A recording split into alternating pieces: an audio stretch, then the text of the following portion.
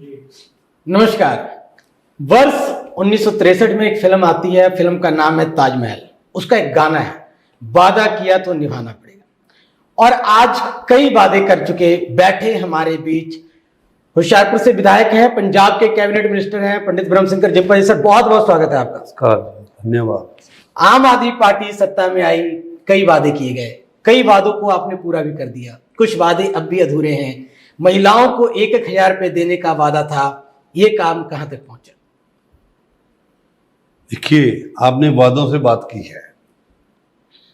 जो सरकारें राज करती रही हैं अतीत में, उनका ये कहना था कि वो वादा की ही क्या जो वफा हो जाए।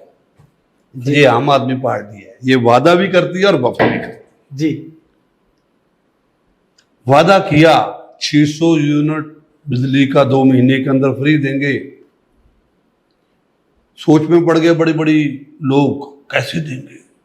हमारे पर तो जो फार्मर्स का बिजली, उनका हम पैसा नहीं जमा करा पा रहे बिजली बोर्ड को। लेकिन कब दिया? सरकार आने के 4 महीने के अंदर। इससे बड़ा एग्जाम्पल क्या हो सकता है? 600 यूनिट। आज गरीब आदमी, गरीब जिसको जरूरत है, मैं कह सकता हूँ जरूरतमंद है, जिससे 600 यूनिट यूज करना है, वो आज देखिए आप 80% लोगों के बिल नहीं आ रहे। शायद आप अगर कंजूसी से बिजली जरूरत तो आप भी उनमें जरूर होंगे जी। ये मैं कह सकता हूँ। वैसे अगर सच है तो आप कहिए। सच है, सच है। नंबर 1। नंबर 2, उस वक्त बहुत शोर मचा, फ्री बिजली देनी है, बहुत लोगों का व्यू पॉइंट ठीक था कई तरह। लेकिन सबसे बड़ी बात उसमें थी, जब वो सारा चीज हुआ तो बिजली बोर्ड पहले पता ही नहीं था क्या कर रहा है किसी को। उसका एग्जांपल मैं आपको देता हूं, आप जब मर्जी जा सकते हैं। ये रामगढ़ गवर्नमेंट के साथ मोहल्ला है, वहां एक जनरल वर्ग का परिवार रहता है, गली में जाके आप देख लेना। हम जब सारा होने के बाद गए वहां पे, तो उस परिवार मीडिया वाले भी साथ ही साथ थे।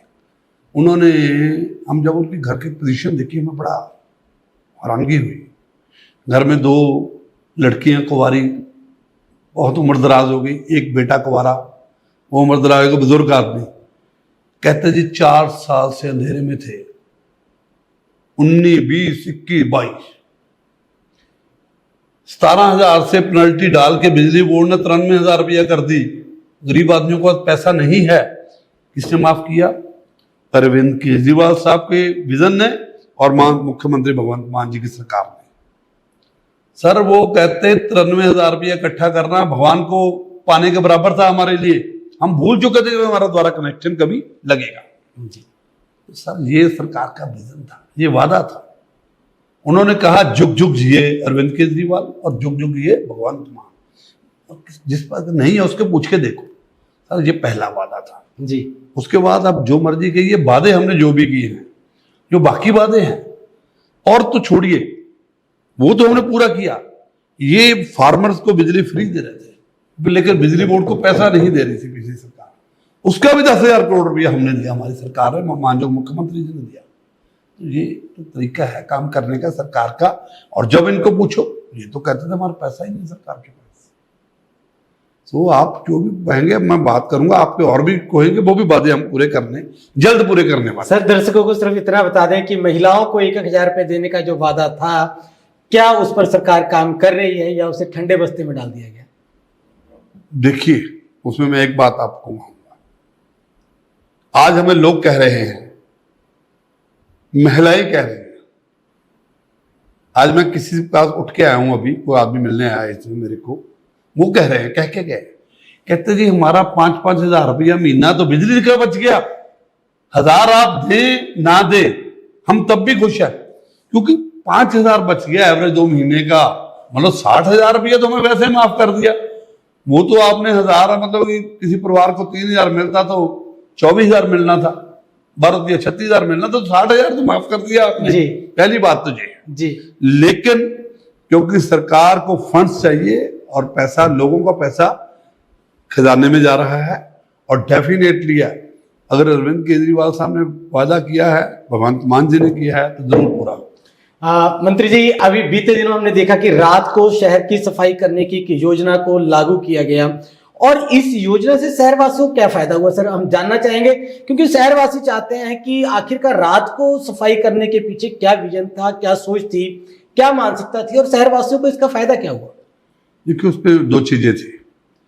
एक चीज थी कि दुकानदार जब सुबह दुकानें खोलते हैं उससे पहले कि वे सेम टाइम पे 8 बजे दुकानें खोल लेते हैं और सेम टाइम पे सफाई हो रही है, तो जब डस्ट उठती है और लोग शहर को भी निकलते हैं तो डस्ट ज़्यादा, बाजारों के अंदर लोग जाते हैं, तो स्कूटर पे जा रहा है तो डेफिनेटली है, कई बार ऐसा होता है कि 2 मिनट सफाई बंद कर रही है। तो हमें ये था कि अगर रात को सफाई हो जाएगी, एक तो ये चिंता नहीं रहेगी, सुबह उसने काम करना है, अगर उसका कूड़ा भी बाहर पड़ा है तो रात को ही उठ के जाएगा, बाहर के बाद दुकानदार जाएगा। नंबर उसमें बहुत बड़ी बात थी कि लोग सो जाते हैं अमूमन और चोरियों की घटनाएं ज्यादा होती हैं। हाँ, चोरी की और जब शहर में अंदर रात को रौनक रहेगी तो चोर भी थम गए हैं जी। ये एक बड़ा विजन था साथ जी। में, और इसका फायदा शहर के लोगों ने महसूस किया है।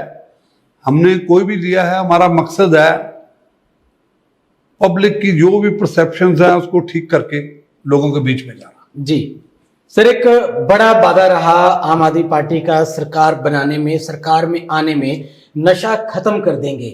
पंजाब कांग्रेस के प्रेसिडेंट हैं अमरिंदर वड़िंग जी, वो आपकी विधानसभा में आते हैं, बड़ी रैली का आयोजन करते हैं और जमकर सरकार को कोसते हैं कि नशे से आज प्रत्येक दूसरा व्यक्ति ग्रस्त है। कितना सच मानते हैं इस चीजों को या इन आरोपों को? देखिए वड़िंग जी, मैं उनसे एक बात पूछना चाहता हूं। नशे का ज्यादातर जो चिट्टा जिसको कहते हैं, ये कब से ज्यादा शुरू हुआ? पिछले 15 साल जिसमें इनकी भी सरकार रही, इनकी सरकार रही, इन्होंने कितनी जिम्मेवारी निभाई है। आज राजनीति करने की बजाय ये उस बात का जवाब दें जो सरकार में थे, मंत्री भी थे, अब बड़े ओहदे पे रहे, इनके टाइप पे इनके लगाए हुए ऑफिसर, उनका नाम आता है। हाई कोर्ट के पास सीलबंद लिफाफे पड़े रहते, वो किस लिए नहीं खुलते? क्योंकि नाम किसके हैं। वो जो कहें वो ठीक है, जरा उनको जरूर अपने ऊपर देखना पड़ेगा। इस सरकार में आप वड़िंग जी ये प्रूव कर दें इस बात को मेरी विधानसभा बोल के, अगर मैं मेरे सामने डिबेट पे बैठे मैं बात करूंगा जी, जब मर्जी करे, मेरे को ये बात बताएं भी पंजाब में क्या किसी पुलिस स्टेशन में किसी पंजाब के एमएलए का, किसी पंजाब के मिनिस्टर का किसी को फोन गया है? इनके टाइम पे तो सर मेरे को कहना नहीं चाहिए, पुलिस इनके शिकंजे में थी। ऐसे नहीं बात होती।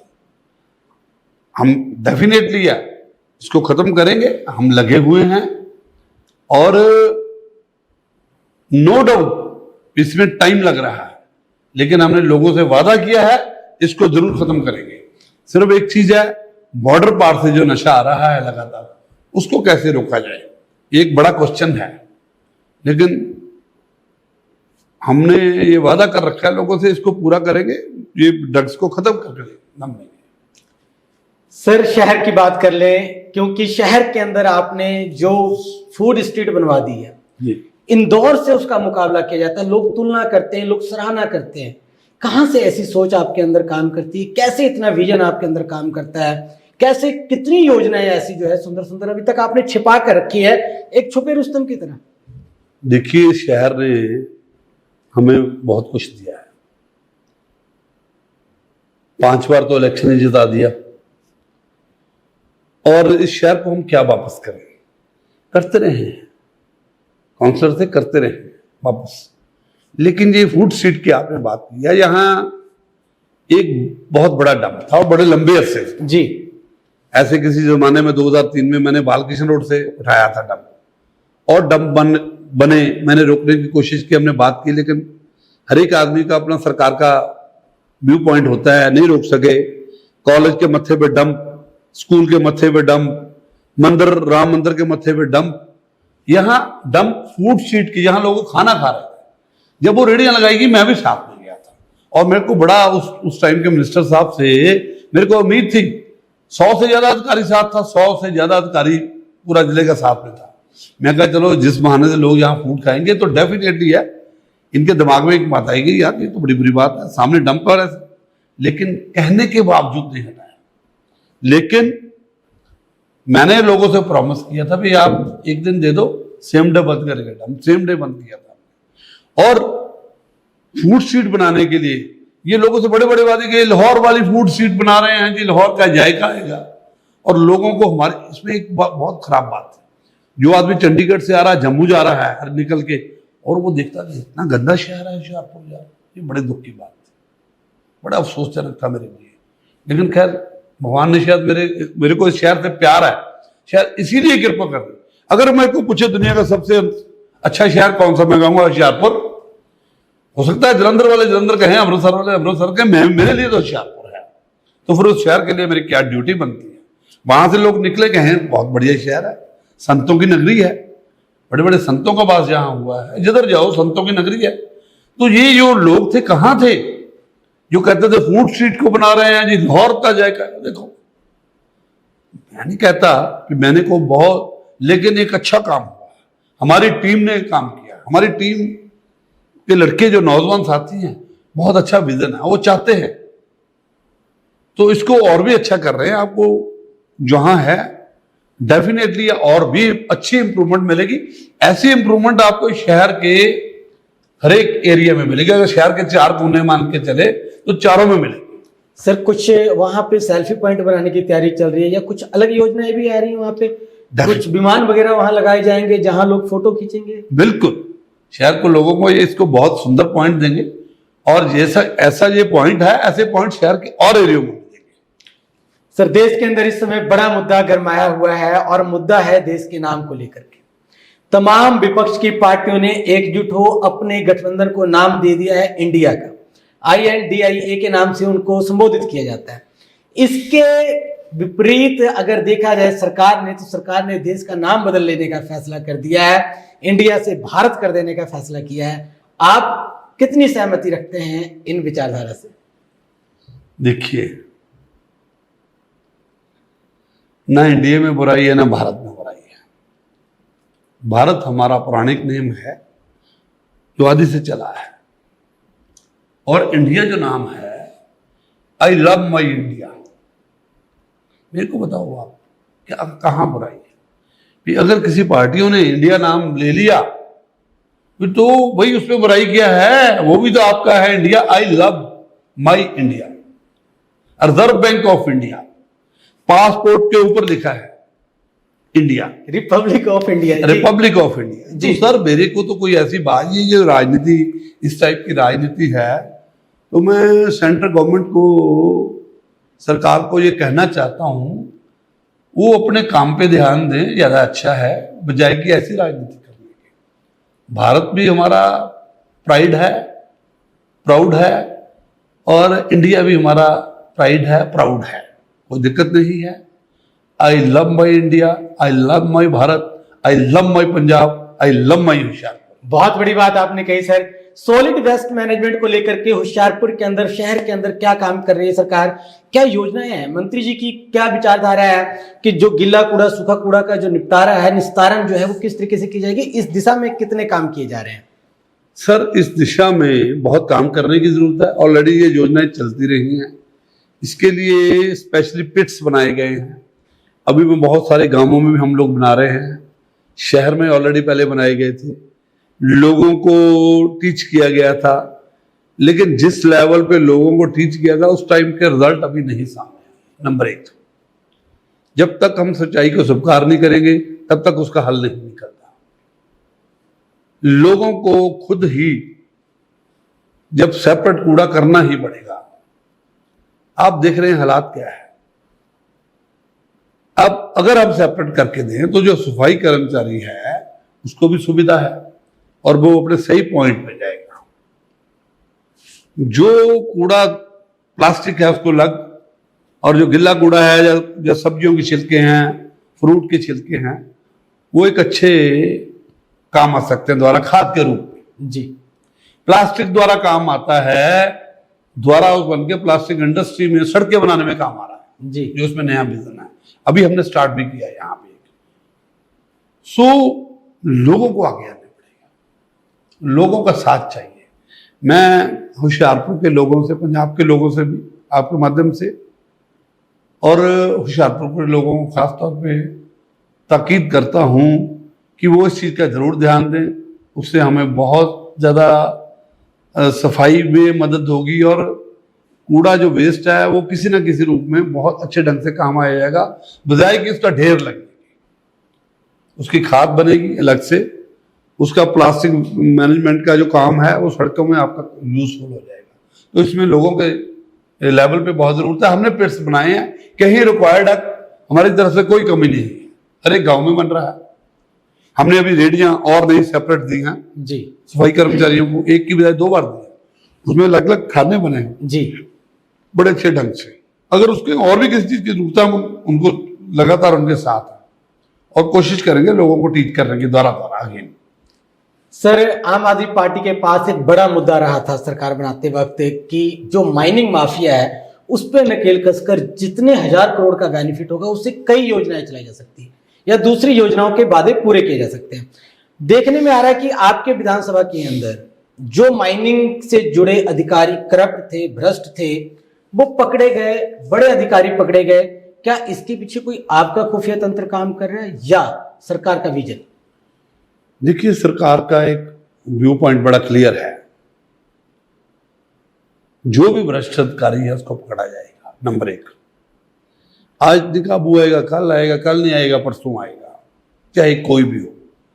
सरकार का किसी के ऊपर वर्द हस्त नहीं है, पहले वर्द हस्त होता था जी, इसको कहते हैं आशीर्वाद जी, तो वो नहीं है।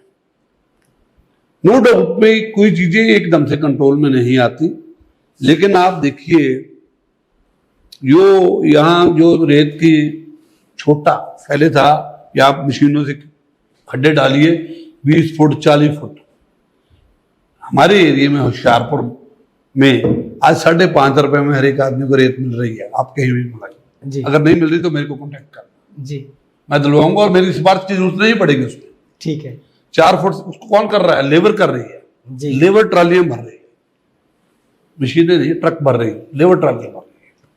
अगर कमर्शियल एंगल से होगा तो सरकार उसकी अलग अलॉटमेंट करेगी, उसका अलग रेट होगा। वो जो खजाने की बात आपने की है, चाहे खजाने का 1 पैसा है चाहे 100 पैसा है, खजाने के अंदर जाएगा। नंबर 1, किसी की निजी जेब में, या आपने 4 फुट का ठेका लिया और 20 फुट निकाल दिया, ऐसे नहीं। अगर ऐसा है, अगर आप करेंगे तो उसको जरूर पकड़ा जाएगा। सर, मेडिकल कॉलेज बनना था जिले के अंदर और जिसकी सराहना और जिसके लिए दोनों सरकारों ने पीठ थपथपाई थी, 2 बार टेंडर खाली जा चुके हैं। टेंडर क्यों नहीं भरे जा रहे हैं सर? क्यों लोग पीछे हटते नजर आ रहे हैं?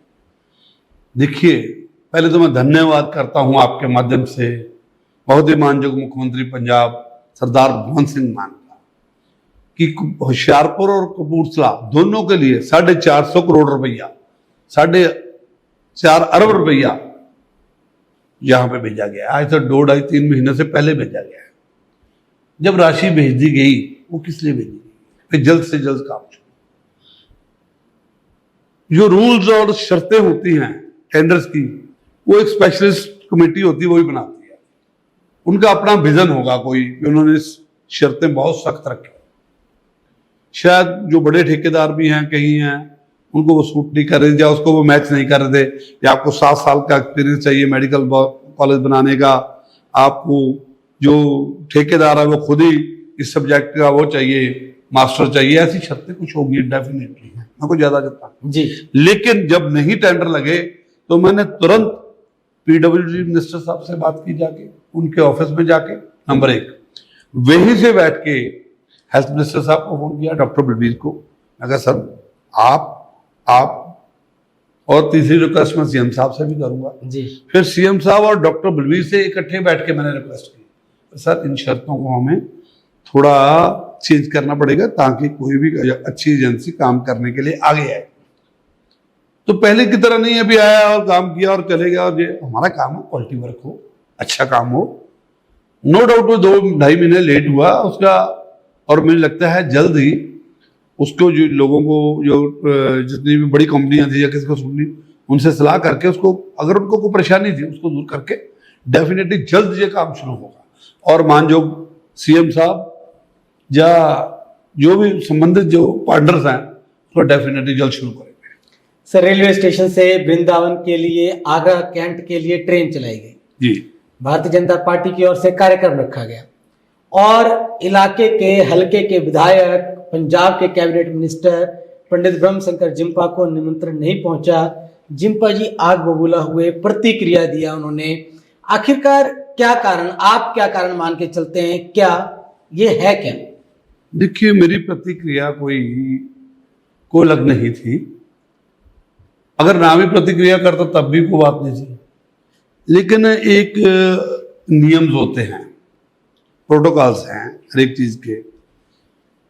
जब कहीं ऐसा भी इवेंट था, चाहे सेंट्रल गवर्नमेंट का वो था, रेलवे का था, वहां के विधायक को, और खास अगर आप कैबिनेट मंत्री हो तो और हो जाता है कि आप उनको एक कटसी भी तौर पे भी बुलाते हैं ताकि लोगों के साथ कांटेक्ट होता है। तो मुझे लगता है कि ये सिर्फ पॉलिटिकल सिस्टम से काम करते हैं। इनमें ये चीज़ की मैं तो कह सकता हूँ शायद या तो इनकी नीयत में खोट थी, सीधी बात है, मैं कह सकता हूँ। लेकिन मेरा कोई प्रतिक्रिया आग बबूला होने का कारण नहीं था। मैंने सिंपली इनको एक बात कही थी कि भाई मैंने रेलवे मिनिस्टर साहब को, वैष्णव साहब को पत्र लिखा अक्टूबर 2022 में, अक्टूबर था शायद। उनका मेरे को जवाब आया, मैं कहा जी वृंदावन के लिए होशियारपुर से बहुत लोग जाते हैं, तो काइंडली आप यहाँ से उसको साथ अटैच करेंगे, कोई भी डब्बा या कुछ भी करेंगे तो हमारे लिए, शहर के लिए, मेरी विधानसभा के लिए भी बहुत बेनिफिट होगा। उनका जवाब आया। और सेकंड उसमें मैंने लिखा था कि जो रेलवे के साथ जाती रोड है, अगर उसको ठीक नहीं कर सकते तो आप काइंडली इसको कारपोरेशन को दीजिए, हम उसको ठीक करेंगे, मैं तो आज्ञा दीजिए जी, मेरी बात समझिए। तो उनका जवाब मेरे को आया था, मेरे पास दोनों लेटर पड़े हैं। तो मैं दोनों लेटर से, जो लोगों ने यहाँ पे बड़े बड़े बाद में बातें की है कि जी जिम्पा जी ने ये कह दिया को आग, मैं ऐसी कोई बात नहीं, सिंपल बात की। मैं दोनों लेटर उनको भेज दूंगा। भाई आप बताइए आपने कितने, ठीक है आप सरकार में हैं वहाँ पे, तो आपको तो आप ये तो बताइए भाई आपने कितनी बार कहा है, ये मैंने कहा है तो मेरा मैंने को सच झूठ तो बोला नहीं। आप भी कुछ दिखाइए ना, अभी आपने कितनी बार कहा है। ठीक है आपने चलाई है, मैं उसका, मैंने एक बात और, मैंने क्या कहा उसको, मैंने कहा मैं इस बात का स्वागत करता हूँ जी। आप ये देखिए, स्वागत है जहाँ स्वागत है। और मेरे को एक बड़ी हैरानगी है, ये जितना बड़ा ये बता रहे हैं, ठीक है वृंदावन जाना का स्वागत, होशियारपुर रेलवे के लिए यानी आज तक इन्होंने क्या किया? मेरा तो क्वेश्चन ये भी इनके आगे, ये कुछ बताएं ना, होशियारपुर रेलवे के लिए, रेलवे लाइन के लिए कुछ किया है? बड़े बड़े दमगीजे मारने से कुछ नहीं होता। अभी कोई बात नहीं है, इनसे सीधी बात जब होगी तो सीधी बात करेंगे, आप जहां मर्जी कराइए। उनके भी बयान आ गए, वो कहते हैं मंत्री जी अपने निजी कार्यक्रमों में या सरकारी जो कार्यक्रम होते हैं, क्या उनमें वो हमें निमंत्रित करते हैं जिन कार्यों के लिए हमने चिट्ठियां लिखी थी? देखिए, मैंने तो प्रोटोकॉल के नियम के अधीन से बात कही थी जी। अगर इनका प्रोटोकॉल बनता होगा तो डेफिनेटली मेरी सरकार इनको जरूर लाएगी। सर, बहुत बड़ी बात अब आती है निकल के सामने। मुख्यमंत्री भगवंत मान जी ने पटवारियों के हड़ताल पर जाने से पहले एक बड़ी घोषणा की कि अगर पटवारी हड़ताल पर जाते हैं तो एस्मा लगा दी जाएगी। बड़े बड़े इश्तिहार, अखबारों में खबरें छपती है, फ्रंट पेज पे खबर छपती है, एस्मा लगाने की बात होती है, पटवारी फिर भी हड़ताल पर चले जाते हैं। राज्य को बड़ा नुकसान पहुंचता है, रेवेन्यू को बड़ा नुकसान पहुंचता है, पटवारी एडिशनल काम को छोड़ देते हैं। कैसे देखते हैं? आप समस्या के जड़ तक जाइए जी। ये जड़ से पेड़ कैसे बना, जो आज के पंजाब के लोग भुगत रहे हैं? ये पिछले 20-25 साल से इन्होंने जड़ लगाई होती है, वो पेड़ बनता जाता है। पटवार सर्कल था 4600 जी, पटवारी थे 1000। कहाँ थे ये लोग? कहाँ थे 10 साल बीजेपी वाले और अकाली दल के साथ कोलिशन गवर्नमेंट चलाने वाले? कहाँ थे ये 5 साल से कांग्रेस गवर्नमेंट चलाने वाले? कहाँ सोए रहे ये लोग? क्यों 6-6, 8-8 एक सर्कल थे उनके पास? सर, पटवारी की भर्ती को गवर्नमेंट के कायदे कानून नियम हैं। ये थोड़ी भी आज मैंने स्टूडियो खोल लिया और आपको बुला लिया, या आपने मेरे को बुला लिया। उसका पेपर है, उसका प्रोसेस है, प्रोसेस को फॉलो करना पड़ेगा, नहीं करना पड़ेगा जी। तो ये बताइए कि अगर इन्होंने भर्तियां नहीं की आज तक, ये एक डिपार्टमेंट की बात नहीं है, किसी डिपार्टमेंट की। अगर भगवंत मान जी ने एक बात कही कि मेरी अगर सरकार आती है आम आदमी पार्टी के पंजाब में, आप लोग बनाते हैं, तो मेरा जो पहला फैसला होगा वो बच्चों की एम्प्लॉयमेंट के लिए होगा। जी देखिए कैबिनेट का पहला फैसला हरे पेन से जो लिखा, वो वहां से पहली कैबिनेट का फैसला, कितनी नौकरियां, 31,000 भर्तियां। आप पूछिए सरकारों का डाटा देखिए किसी का उठा के, आप पत्रकार हैं, डाटा भी देखिए, इस सरकार ने 31,000 नौकरियां, उसमें पटवारी भी हैं, उसमें और भी हैं। लेकिन उनका जो ट्रेनिंग सेशन है उसका क्या करें? ट्रेनिंग सेशन है उनका 2 साल का, उसके बाद जाएंगे। तो सरकार को तो आई को डेट नहीं ना हुआ सर, जी 1.5 साल हुआ। तो सर ये बातें करनी बड़ी बड़ी, ये अगर अल्टीमेटली नुकसान हुआ पंजाब को, डेफिनेटली यार 1.5 साल में हमने सारे सबको साथ लेके चले, हमने रिटायर्ड पटवारी रखे जो जरूरत थी, उसके ऊपर बड़ी बड़ी बयानबाजी शुरू कर दी, क्योंकि राजनीति करते रहे जी अपने घेरवा की तरह अंदर झांकी नहीं मारी कि हम किसने क्यों रटा है। जी मैं इनको पूछना चाहता हूं, इनको कभी सामने बढ़ाइए, फिर भी झूठ बोलेंगे, इनका कोई पता नहीं है फिर भी बोलेंगे जी, क्योंकि अपनी कमी छिपाने के लिए हर एक आदमी झूठ बोलता है। तो ये तो माहिर है, मैं कह सकता हूं, उनको धोखा किया लोगों से 20 साल तक। और लेकिन सरकार से पटवारी को नाराज नहीं है। नंबर 1, जी सरकार किसको पकड़ रही है? जो करप्ट आदमी है। जी अगर करप्ट आदमी का साथ कोई यूनियन देगी तो मुख्यमंत्री जी क्या कहेंगे फिर? मुख्यमंत्री, हमने एक बार इनकी जो समस्याएं थी सारी दूर की 1.5 साल में। कोई पटवार यूनियन आपको ये बात नहीं कहेगी, कभी पूछना ना मेरी तरफ से जाके। सरकार हमारे साथ लैपटॉप दिए, लैपटॉप बढ़िया चाहिए वो दिए, आपको वो कुछ और चाहिए वो किया हमने। 100 करोड़ रुपए से ज्यादा राशि जारी की है अच्छी तहसीलें बनाने के लिए, पटवार खाने बनाने के लिए, जी ताकि लोगों को वहां सारी चीजें मिले बैठने के लिए, कोई आदमी रेवेन्यू को काम के लिए है। लेकिन अनफॉर्चुनेटली कुछ आदमी ऐसे होते हैं, वो कहते करप्ट आदमी को भी ना पकड़ा जाए। तो मुख्यमंत्री जी तो 0 टॉलरेंस उसमें है, मोड पे है जी। तो सर इस बात का ही है, चाहे वो ये जितने थे, लेकिन उनको भी पता है कि अल्टीमेटली जो हमें काम करना है, एस्मा लगाने का मतलब हमारा किसी को डिग्रेड करना नहीं था जी। हम चाहते थे अपनी रेगुलर सर्विस करें, लोगों को कष्ट नहीं आने देंगे, पब्लिक को। उसके लिए ट्रेनिंग सेशन 18 परसों मुख्यमंत्री जी ने 750 के करीब एम्प्लॉयमेंट लेटर दिए, नौजवान जिसमें वेल क्वालिफाइड पटवारी हैं, M.Com हैं, B.Com हैं, MBA हैं, तो उनको दिए हैं। उनका ट्रेनिंग सेशन 15 महीने में उनको हमने कह दिया भाई आप करके अभी पूरी करके जल्द ग्राउंड पे आए। तो मेरे लिहाज से जो पटवारी भी हैं वो इस बात को बहुत बेहतर समझ रहे हैं और वो हड़ताल पे जाने के मूड में नहीं है। वो थोड़ा पता विरोध करने वाले जो आदमी होते हैं जिनकी सरकार ने गर्दन पे इसलिए हाथ रखा भाई ये काम नहीं कर रहे, वो लोग हैं, अदरवाइज कुछ नहीं है, सब लोग साथ हैं। मंत्री, रेवेन्यू डिपार्टमेंट को कितना फायदा हो रहा है जब से साफ सुथरी सरकार आई है, एक साफ सुथरे मंत्री मिले हैं डिपार्टमेंट को, कितना का बेनिफिट पंजाब राज्य को हो रहा है और राज्य की जनता को? सर पिछले साल से हमारा सरकार आने के बाद कम से कम 1,000 करोड़ रुपए का रेवेन्यू और बढ़ा था। 3,800 करोड़ रुपए के करीब हमें रेवेन्यू आया था और बिल्कुल सरकार के लिहाज से इस साल 1,000 करोड़ रुपए का रेवेन्यू और बढ़ने की संभावना हमने रखी हुई है। अच्छा। और वो किस लिए है? क्योंकि लोग माननीय मुख्यमंत्री भगवंत मान जी पर यकीन कर रहे हैं। उनको पता है ये पंजाब का जो फ्यूचर है आम आदमी पार्टी के मुख्यमंत्री के हाथ में सेव है, बच्चों का भी, एम्प्लॉयमेंट का भी, इंडस्ट्री का भी। कोई आदमी किसी को तंग नहीं कर सकता, कोई इंस्पेक्टरी राज नहीं कर सकता।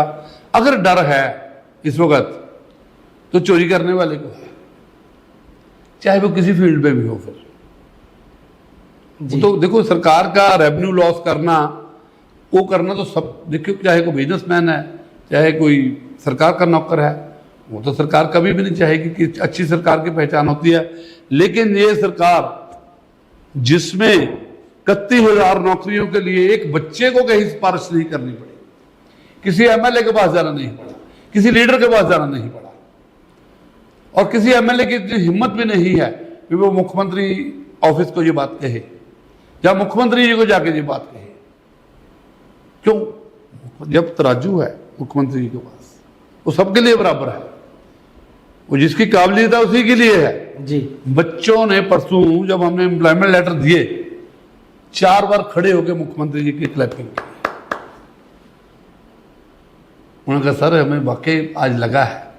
आप देखते हैं कि आज टेलीविजन पे देखो, हर एक सरकार अपनी काम को बताती है लोगों को जी।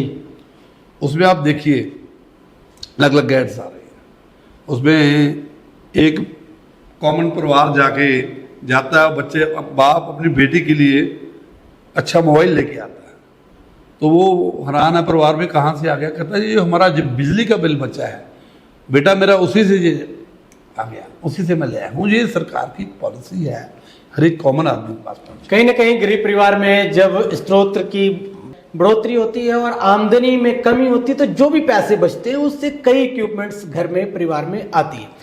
मंत्री जी, बात करेंगे गैर कानूनी जो कॉलोनियां काट दी गई थी, आते उस पर रोक लगा दी गई, रजिस्ट्रियों पर रोक लगा दी गई। क्या कोई ऐसी योजना भी आ रही है कि उनको रेगुलर किया जाए, कुछ नियम बनाए जाए ताकि लोगों को इसका फायदा मिले, रेवेन्यू जनरेट हो? सर इसके लिए हाई कोर्ट की तरफ से एक रोक थी जी। पिछले 20 साल में जो बड़े बड़े राजनीतिक आदमी थे, दूर क्या जाना है, आप अपने शहर पे नज़र मार लेना, बाकियों को तो बात छोड़ देना। इनका बिजनेस था, बिजनेस होना कोई बुरी बात नहीं है, अच्छी बात है, लेकिन कायदे कानूनों का पालन करना भी तो अच्छी बात है जी। वो किसने करनी है, उसको रेगुलर किसने कराना है? आप कॉलोनी काट रहे हैं, आपने सीवर देना है, आपने स्ट्रीट लाइट देनी है, आपने अच्छी सड़क देनी है, आपने पार्क देना है। आप देखो सही क्या हुआ है। हाई कोर्ट ने अगर रोक लगाई, 14 से 16,000 अनऑथराइज कॉलोनियां हैं पंजाब के अंदर। अफराज ये कहाँ थे? 95 से ये मैटर चला रहा है, उसको पापर एक्ट कहते हैं, 95 से वो ऐसे चला रहा है। कहाँ थे ये बड़े बड़े राजनीतिक बातें करने वाले आदमी, आप लोगों की बातें करने वाले, गरीब आदमियों की बातें करने वाले लोग लुट गए। इस कॉलोनियों के चक्कर में लोगों को लूटा गया सर। कॉलोनियों का काम कोई सैकड़ों लाखों या करोड़ों रुपए का नहीं होता, अरबों रुपए का नहीं होता, खरबों रुपए का होता है। आपको भी पता है इस बात का जी। उससे जहां सरकार को चूना लगा, आपने कॉलोनी काट दी, अब वहां आप तो बेच के करोड़ों रुपये अंदर कर गए, वहां सीवर भी सरकार डाले, कारपोरेशन डाले, वहां बिजली भी सरकार लगाए, लोगों का जो लोग बस गए हैं। अच्छा उसमें है क्या? आपने 40 फुट की सड़क पास कराई है, लोगों को 20 फुट की मिली है। आपने जो 20 फुट की सड़क दी है उसके ऊपर भी बैंक से लोन ले लिया जी। तो ऐसे जो कारनामे थे, ये लोग नंगे हुए हैं और आगे को भी हमारी सरकार का एक निवेदन में कोई जो अच्छी अपनी हार्ड अर्निंग का रुपया करके वो घर खरीदना बनाना चाहता है, प्लॉट लेना चाहता है, उसे धोखा ना। हम उसके ऊपर काम कर रहे हैं। ये हाई कोर्ट की रोक है, उसका हम पालन कर रहे हैं। हमें कोर्ट के निर्देश का पालन करना हमारी सरकार का कर्तव्य बनता है जी। उसके लिए काम कर रहे हैं। लोगों को आने वाले टाइम पे बहुत अच्छी योजनाएं मिलेंगी सरकार की तरफ से, ताकि हर एक आदमी अपना घर बनाए और सिक्योर होकर बनाए। मंत्री जी, एक बढ़िया योजना जो सरकार कह रही है, केंद्र सरकार कह रही है कि 1 नेशन 1 इलेक्शन होना चाहिए, एक देश के अंदर एक चुनाव होना चाहिए। आप व्यक्तिगत रूप से या सरकार के प्रतिनिधि के तौर पे, एक मंत्री के तौर पे इस चीज को कैसे देखते हैं, एक देश के अंदर एक चुनाव हो? देखिए, ये बड़े लंबे अरसे से ये बात चली आ रही है, को आज से नहीं है ये बात, ऑलरेडी सरकारें करती रही हैं। पर इसके लिए मैं एक बात कहना चाहता हूँ, पहले सबको एक प्लेटफॉर्म पर बैठाया जाए, सबकी राय ली जाए, फिर इस पर काम किया जाए। सेंट्रल गवर्नमेंट की ड्यूटी बनती है कि थोड़ी आज आपने सोच लिया, आज आपने ये सोच लिया, आज आपने सोच लिया रात को नोटबंदी कर देनी है जी। भाई नोटबंदी को एक दिन का काम तो नहीं है, 1 महीने से चला होगा। इसका मतलब है वो बात डेफिनेटली है, इनके जिस भी इदारे में उनको पता होगी, उसके अंदर घपला हुआ होगा। 1 महीना जिस आदमी को पता लगा भाई नोट बंद हो रहे हैं, उसने अपने नोट पहले ही ऑलरेडी अपने को कहीं ना कहीं प्रॉपर्टी में इन्वेस्ट किए, कहाँ किए, अपने आदमियों ने उनके। तो ऐसी ये चीजें जो है एक दिन में नहीं होती।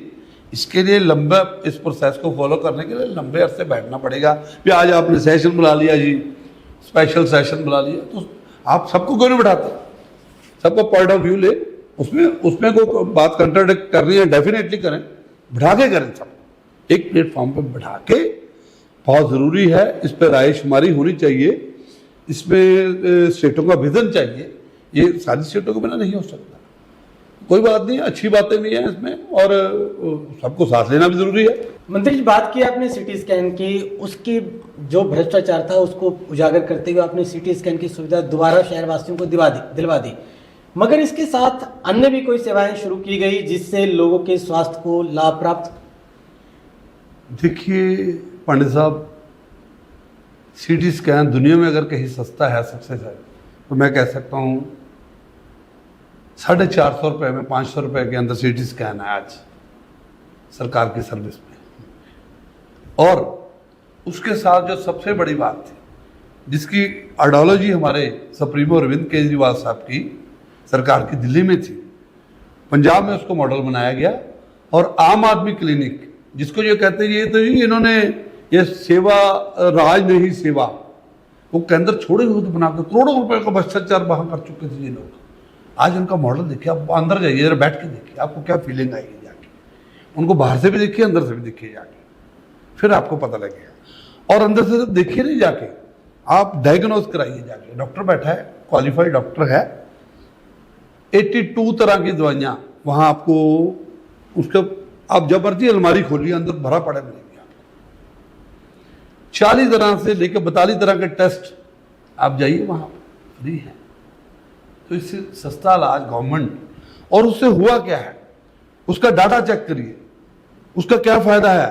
मुख्यमंत्री जी हमेशा बताते हैं, सरकार के पास एक कलेक्टिव डाटा आ रहा है, जब लोग वहां जाते हैं डायग्नोज कराते हैं कि किस एरिया में किस तरह की स्वास्थ्य सेवाओं की आने वाले टाइम में जरूरत है, यहाँ किस बीमारी ज्यादा है, यहाँ क्यों इस टाइप के मरीज ज्यादा आ रहे हैं, और डाटा कलेक्टिव नहीं जा रहा है।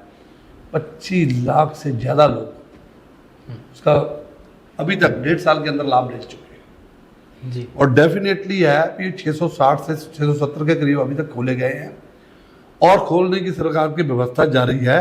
लेकिन हमें डॉक्टर्स की कमी है।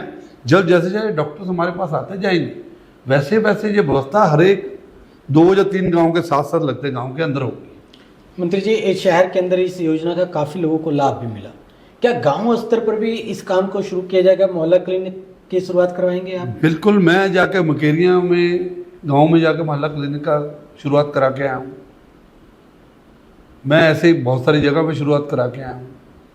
लेकिन हमारे पास अगर है तो थोड़ी स्पेशलिस्ट की कमी है। फार्मा ऑफिसर रखे गए हैं, अभी मैंने 25% एम्प्लॉयमेंट लेटर दिए हैं। तो सरकार एजुकेशन और हेल्थ दोनों के लिए बड़ी कमिटेड है उस काम के लिए, लोगों के साथ। बिल्कुल, और इस चीज के 2 फायदे पंजाब की जनता को ही मिले। एक तो जब वो मोहल्ला क्लिनिक में जाते हैं तो मोहल्ले के जो कुछ डॉक्टर ऐसे होते हैं जो अनग्रेजुएट होते हैं या अनक्वालिफाइड होते हैं, जो छोटे क्लिनिक खोल के बैठे होते हैं, जो केस को खराब कर देते हैं। बिल्कुल, उनसे बचे। बहुत खतरनाक चीज थी ये। आप देखिए, मैंने ऐसे ऐसे केस केवल सामने आते हैं, वो क्योंकि कॉमन आदमी ना सस्ती और चाहता है मेरे को आराम से कहीं जाना ना पड़े जी, वो चला जाता है। तो डॉक्टर उसको सही तरीके से डायग्नोज नहीं कर पाता, क्योंकि वो स्पेशलिस्ट नहीं है। पता तब लगता है जब बीमारी हाथ से निकल गई है। तब वो आप मेडिकल कॉलेज भी कह देते हैं, यार ये तो अगर साल पहले आता तो इसकी जान मर जानी थी। अब क्या होगा, उसका डायग्नोज होगा, उसकी रिपोर्ट सरकार के पास डेली पहुंच रही है।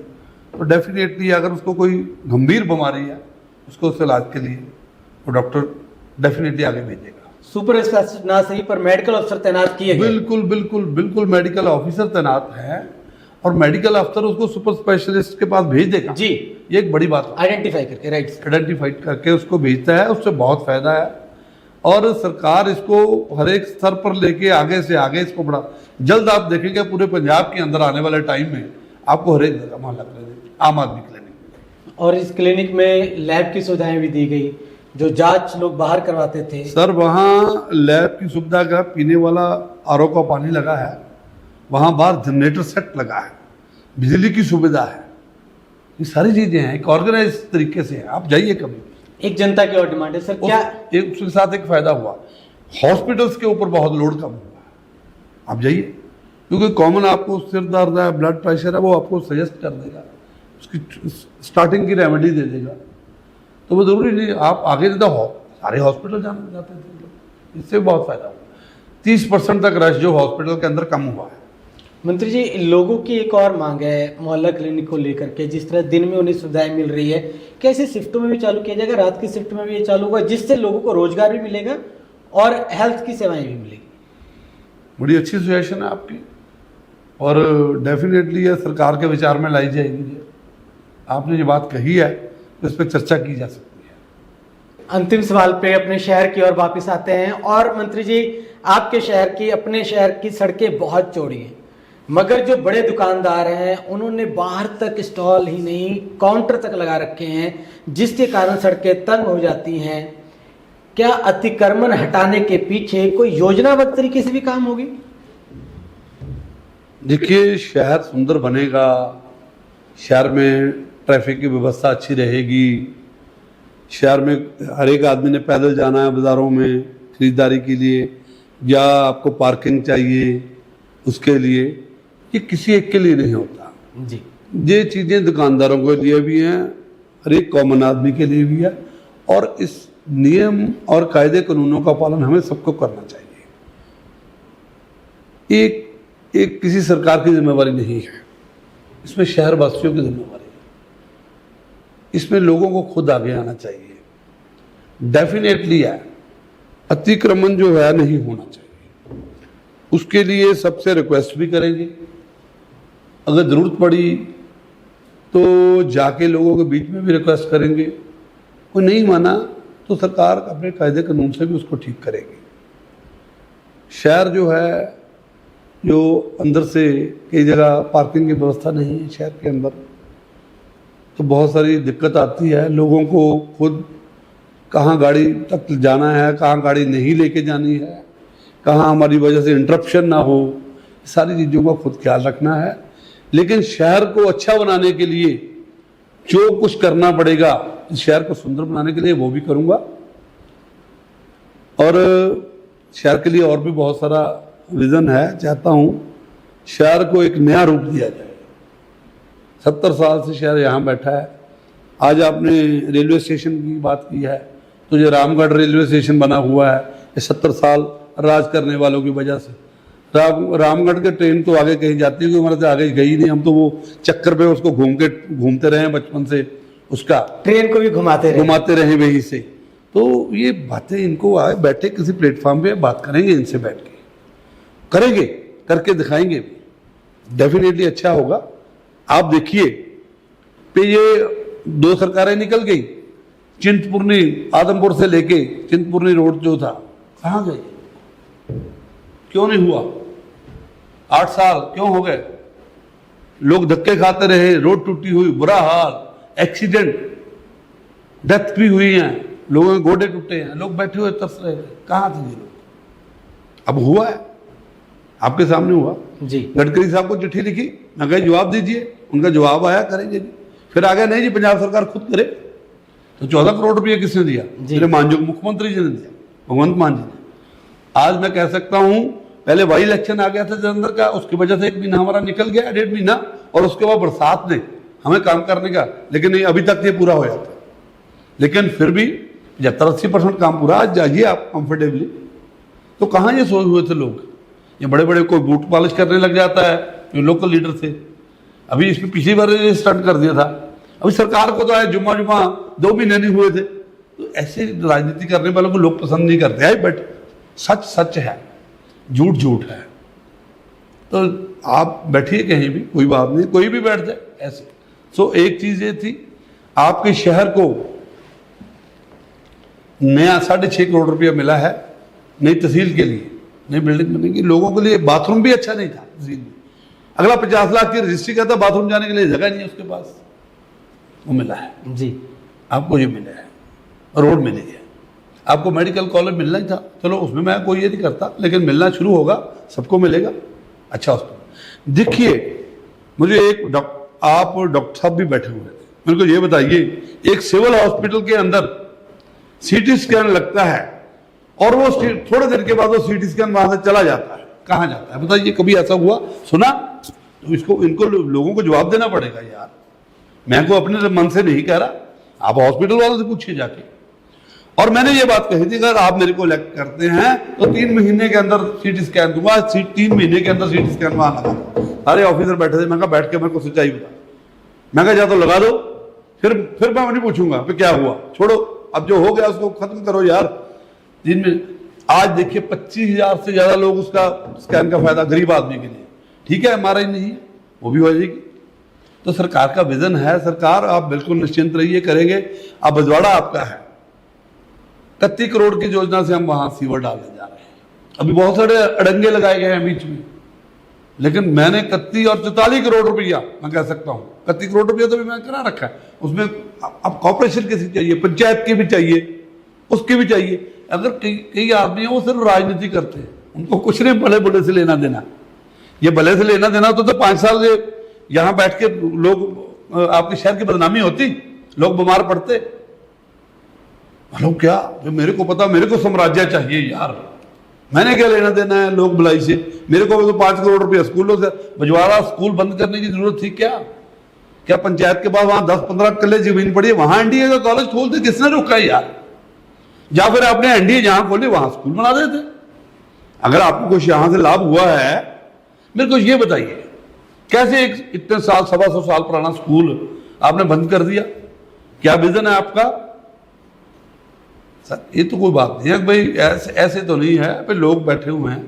अब आपके शहर में, आपके गांव में भी हम सीवर देने जा रहे हैं, तो करेंगे। आपके शहर को सरफेस वाटर से जोड़ेंगे जल्द।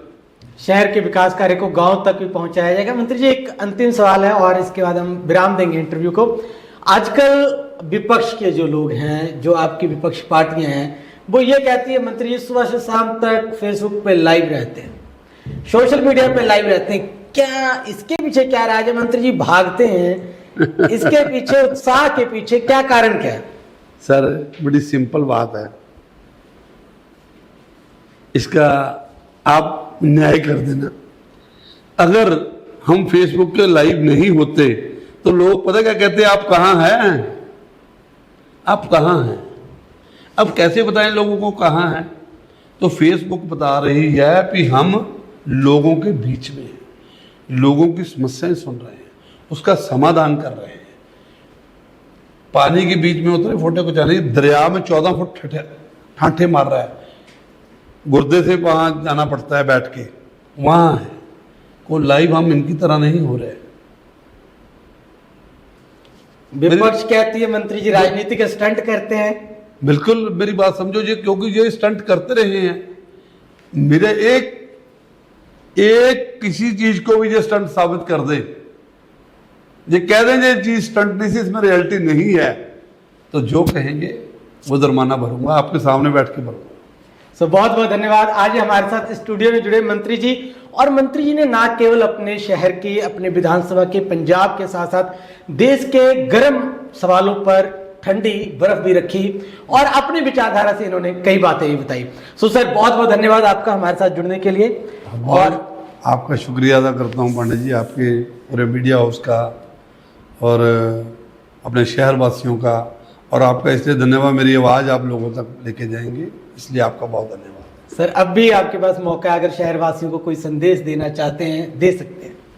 देखिए मेरा शहरवासियों का एक ही संदेश है कि हमें इस शहर को, अपने जिस शहर ने हमें इतना कुछ दिया है, इस शहर को, हर एक आदमी को कुछ ना कुछ, जो भूमि होती है जहाँ आप जन्म लेते हैं, आपका कर्म क्षेत्र होता है, तो सिर्फ जन्म लेने का नहीं है, कर्म क्षेत्र होता है, उसके लिए बहुत बड़ी वैल्यू होती है। हमारे शास्त्रों में सारी चीज़ें कही गई हैं कि हम उस भूमि का कर्जा कौन चुकाएगा, हम लोग ही चुका सकते हैं। तो शहरवासी रल मिल के मेरे साथ खड़े होके, बजाय राजनीति करने के, बजाय पार्टियों की राजनीति करने के, क्योंकि पार्टियों की राजनीति एक अलग बात है, वो करना जरूर करती है, चलती रहेगी, लेकिन